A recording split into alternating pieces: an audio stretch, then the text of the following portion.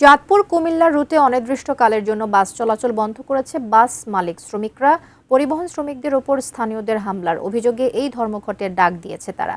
Chandpur bus stand থেকে এই বিষয়ে বিস্তারিত জানাতে সরাসরি যুক্ত হচ্ছেন প্রতিনিধি বিল্লাল ঢালী। বিল্লাল ঢালী, যেমনটি বলছিলাম যে পরিবহন শ্রমিকদের ওপর স্থানীয়দের হামলার অভিযোগে এই ধর্মঘটের ডাক তারা দিয়েছেন, এটা নিয়ে কোনো ব্যবস্থা কি নিয়েছে প্রশাসন?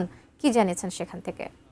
কবিতা, চাঁদপুরের হাজীগঞ্জ উপজেলার বলাখাল নামক স্থানে বাস স্টপেজের দাবিতে গত 2-3 দিন যাবৎ স্থানীয় জনগণ এবং শিক্ষার্থীরা আন্দোলন চালিয়ে যাচ্ছিল। গতকালকেও তারা একইভাবে আন্দোলন চালিয়ে যাচ্ছিল, কিন্তু সন্ধ্যার পরে বাস মালিকদের দাবি হচ্ছে সন্ধ্যার পরে স্থানীয় জনগণের মধ্যে কোনো একটি পক্ষ বাস ভাঙচুর করে এবং তাদের শ্রমিকদের উপর নির্যাতন চালায়। তারা সেই ঘটনাকে কেন্দ্র করে বিচারের দাবিতে এই অনির্দিষ্টকালের ধর্মঘটে ডাক দিয়েছে। সকাল থেকে আজ ভোর 6টা থেকে এই ধর্মঘট পালন করছে তারা। ইতিমধ্যে প্রশাসনের সাথে আমি কথা বলেছি, তারা বলছেন যে তারা বাস মালিক পক্ষ যারা আছে এবং যারা আন্দোলনকারী আছে, দুইটি পক্ষ নিয়ে তারা জেলা প্রশাসক কার্যালয়ে মিটিং করছেন।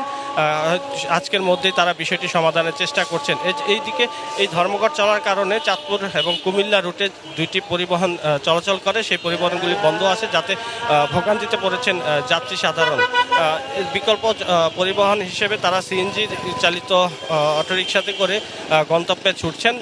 এই সুযোগটিতে সিএনজি চালক যারা আছেন, যাত্রীদের দাবি তারা অতিরিক্ত ভাড়া আদায় করছেন। সর্বশেষ হচ্ছে প্রশাসন বিষয়টি নিয়ে চলমান আলোচনা সভা চলমান আছে।